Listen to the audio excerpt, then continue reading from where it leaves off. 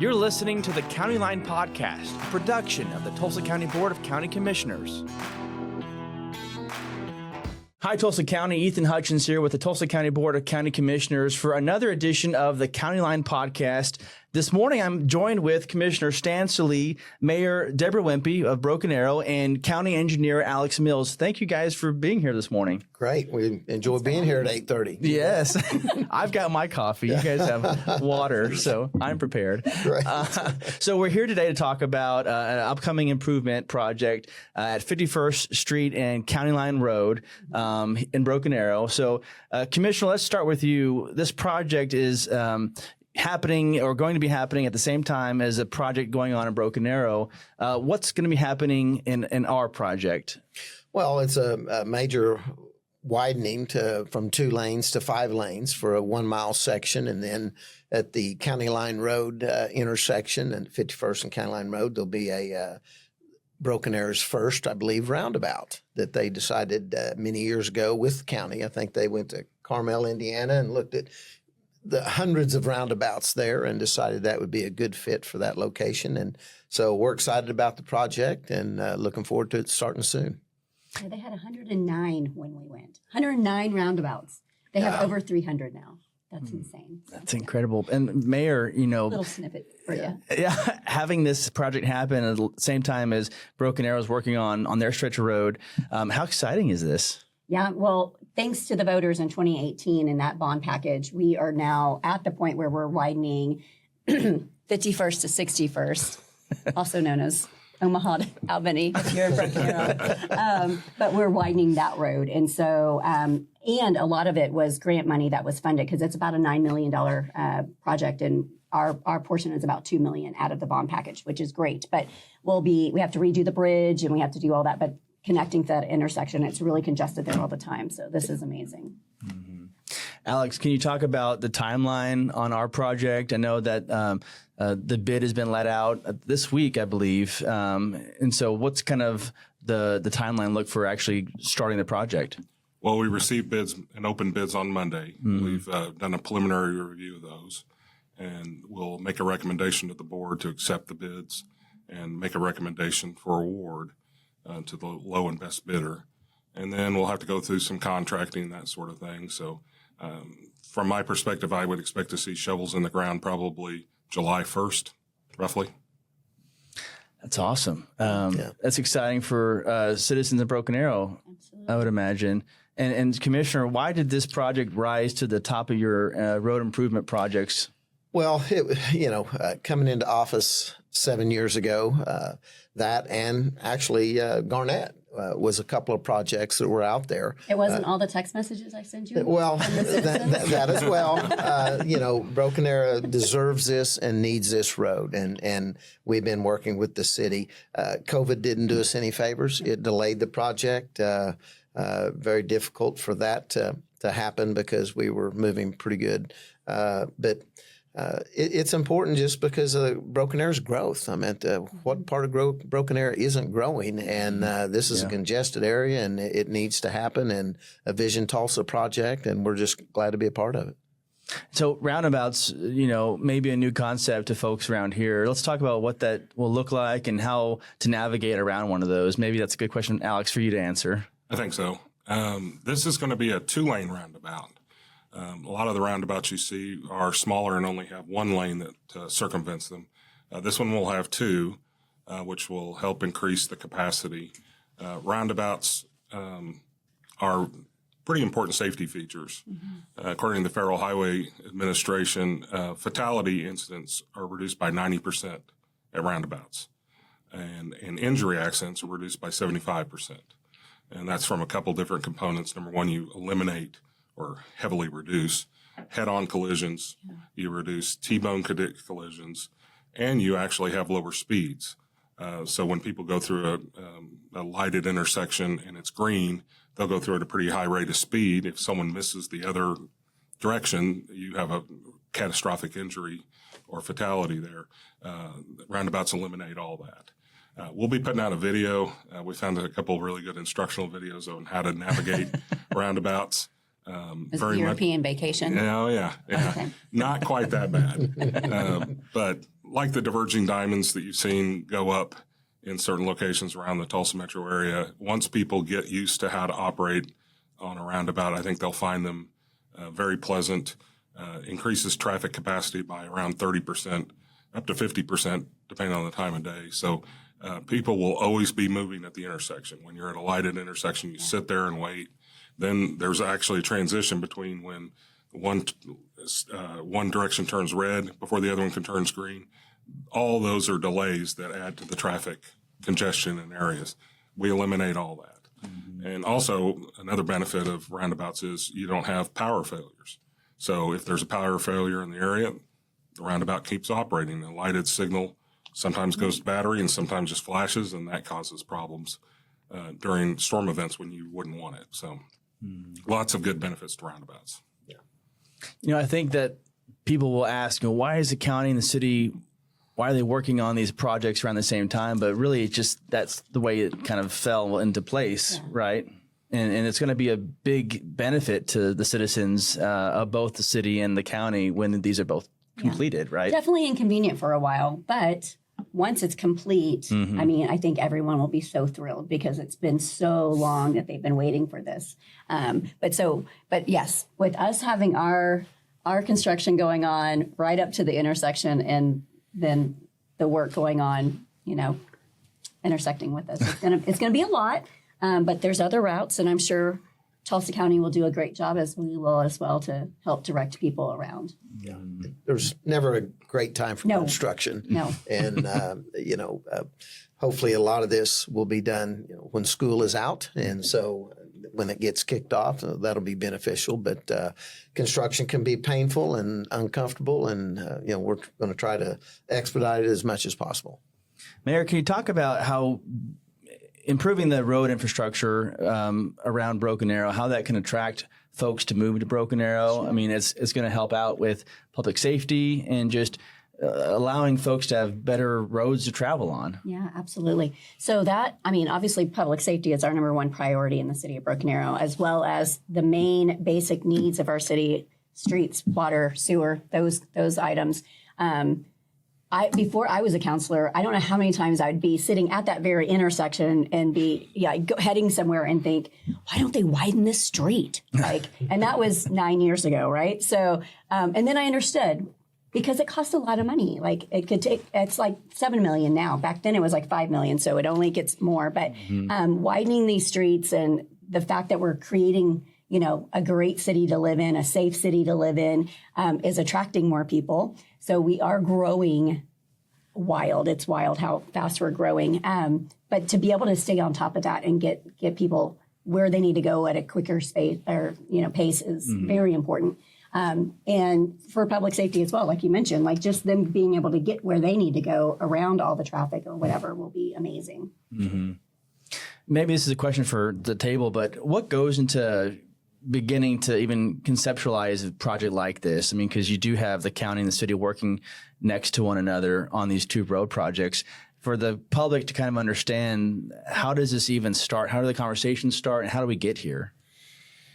That's a good question. I wasn't in office when either one of those projects started, and how the county and the Broken Arrow got the county to do a project inside the municipal boundaries. That's what interlocal government's about. It's a Vision Tulsa project, and we're glad to be a part of it. But discussions behind the scenes, with some city managers, and what's important and what our capabilities are, and we've got several of these projects around counties and other municipalities as well. So, when you think about that boundary there, I mean, it's such a odd area because there's City of Tulsa and Tulsa County, and then on the other side of the street is Broken Arrow, right? So they're going to our schools, they're shopping in Broken Arrow, but they live in Tulsa or they live in Tulsa County. So, but it's such from 145th all the way, to county line is so odd because it's like, oh, it's city. No, it's not. It's City of Tulsa, then it's county, then it's Broken Arrow, then it's a wild couple of miles. And that can be uncomfortable for your representatives with the council. They're getting the phone calls, hey, fix this street. Because they think it's Broken Arrow. And they're saying, well, it's a county project. And so, it's a different structure on what most of the city roads are, but we're partnering. We work together. We communicate and make sure we get the right answers. Give them updates on scheduling, and utilities have been a challenge. Getting them moved for all municipalities. I mean, the services are. They're just overwhelmed as well, but they don't move near as fast as we'd like them to be. But we're close. We're close. We're thankful that they're at where they are. With the bids going out and coming back, we're getting ready to award this job and can't get started soon enough. I think you said, partnership just then. I think this would not be possible without having these relationships with these different municipalities to plan these projects out, because they are impacting a lot of people. But the benefit that they're going to have at the end is huge. Absolutely. Yeah. Yeah, just the residents, the school district. I mean, this is a very busy road and an important road that connects to a lot of things. And so with what the city's doing on County Line Road, and we're connecting to it, it's going to be tremendous improvement once it's all finished. Yeah. And the city of Broken Arrow and Tulsa County have always had really great relationships, so it works out great for us. Yeah, Exactly. you bet. Alex, let's ask you a question about kind of how you begin to design a project like this. Whenever that comes across our table, how does engineering look at everything and work with the different cities like Broken Arrow to make this happen? Well, this is a unique one. As mentioned, you've got City of Tulsa on the north, City of Broken Arrow on the south, and the roadway sits in unincorporated Tulsa County. So that's how it's our road to work on. But we coordinate really well. Having worked at the City of Broken Arrow before I worked at Tulsa County, I've worked on this project from both sides. It's been around that long. But we coordinate with our peers over there. Their director, Charlie Bry, has been very helpful. As part of this roadway project, we're rebuilding the City of Broken Arrow water line. We're rebuilding the City of Tulsa water line and the City of Tulsa sewer. That's all been coordinated with both those municipalities. We bid them out as part of the project. Those water and sewer improvements are being paid for by the municipalities. So it's just a joint effort. But we start with, hey, we have a need to improve this road. What are the parameters? Well, we need to increase capacity is almost always the first one. And then we need to make sure we're being safe. I think that's why and I was at the City of Broken Arrow when the decision was made to do roundabouts at several area intersections, including 51st Street. So I think it's a wise decision. I think people, once they get used to them, will be really happy with the roundabouts. There'll be a little challenge at first, but we'll do some good PR and some construction out there. But we always want to make sure that we have the proper capacity. So in this case, we're going to have 2 eastbound lanes, 2 westbound lanes, and a continuous center turn lane. As you know, there's lots of businesses, there's an apartment complex, residential entrances all through there. So they'll be able to turn left, go in either direction very easily, tied to improvements that are coming. Spoiler alert, there's improvements coming from 161st over to 177th coming later in a separate project. So that'll all tie together. And I think the residents will be very happy. And I realize the challenge of doing this project with the County Line project for Broken Arrow is somewhat challenging, but honestly, I think it's to everyone's benefit. I would rather rip the Band-Aid. It's going to be kind of a disaster area because of either of the 2 projects. Let's get them done at the same time. Instead of extending it. Yeah, we could be out here for 3 or 4 years doing this, or we can do it in a year and a half. Both projects are complete. Traffic will not be dropped at any point while we're doing our project, other than maybe an overnight, pavement cut to get some stuff done. But there'll be through traffic, and we're actually, when we build the roundabout, we're building a ring road around the roundabout to allow traffic to go around that roundabout area while it's being constructed. That's cool. So there will always be traffic going through there, and it's under capacity as it is. It'll remain under capacity while we're under construction, but people will be able to get through there. I learn new terms every day. A ring road. I didn't know what that was. I kind of invented that. I'm not sure that's technically, that's what I'm calling it. But when you look at the plans, you can see this perimeter road around the outskirts of the roundabout footprint, and it's kind of what it looks like. So. Yeah. I think we should film a video when the roundabout's done with the 2 of you guys driving around it to kind of show people how to navigate. Well, the mayor and I have talked about, making sure moving forward that we have more communication going out to the public about how to maneuver around these roundabouts. you can blame Broken Arrow for all of these improvements. But honestly, they do a tremendous job engaging. Just recently passed a renewal of a bond issue, their major general obligation bond. It's just amazing the number, I think over 70 some meetings, I think I heard you all say the other day, to inform the public, engage the public. But public safety, quality of life, improving the residents' investments that they made in their homes, making sure those sidewalks are good and roads are good. That's why so much is happening in Broken Arrow. I mean, they continue to do this and to be a part of that, to help, our hand in it. We don't do a lot inside Broken Arrow city limits because that's a municipality, but to be a part of this great, investment that they're making citywide. I mean, it's everywhere in the city. It's exciting time. What are the long-term benefits of this project? I mean, what is this going to do for generations to come after this is done and completed? You have to look at, there's so many houses coming online on that east side of the city. And then that portion of Tulsa. And we've got a new fire station that's opening up out by the public safety center. And so it's just going to improve the connectability back in that area and just make that more accessible, right? It's been, again, a long time coming. But what I appreciate is Stan was a mayor at one point, so he understands the need and the municipal aspects of a project like this. So it's very helpful. So was Dunkerley, right? Was Lonnie a mayor? All three were. All three were mayors. So that's amazing. Yeah, so that they understand the importance of partnering and getting things done at a municipal level. So. Yeah, it means a lot to have support from your county government, and because you feel like, especially in a small town like Collinsville, sure. I mean, there wasn't much retail, not a lot that we were able to pull off to make major improvements. We were able to make some significant improvements, but the general obligation bonds that some communities have, they just continue to reinvest and not advocating for taxes, but we want good roads, good infrastructure. People expect that from us, and it's great to see a community that just continues to build upon that.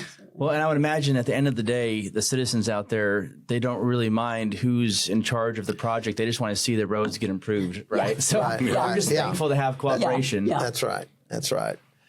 Well, is there anything else that we haven't touched that we want to discuss about the project in general? Any kind of last minute remarks? I mean, this is exciting that we're this close to seeing this stretch of road get completed. And I know that the citizens who live out there are going to be so happy once it's done.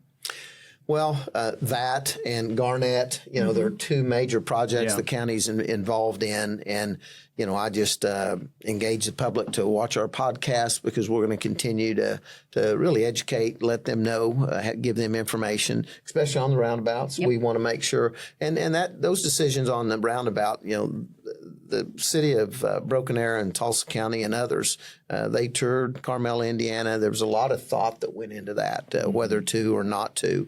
And I think they're going to be pleasantly surprised. Change is always difficult, but we like our roundabouts as well. In here in Tulsa, the few we have, but for a community to have over 100 of them and eliminating lights, I mean, something's in that. They're just constantly in motion, at all times, just moving. But just staying engaged and get the updates and hear our progress. Mm-hmm. Mayor, anything else for you? No, I'm just thrilled that you had us on, that we can discuss it and share.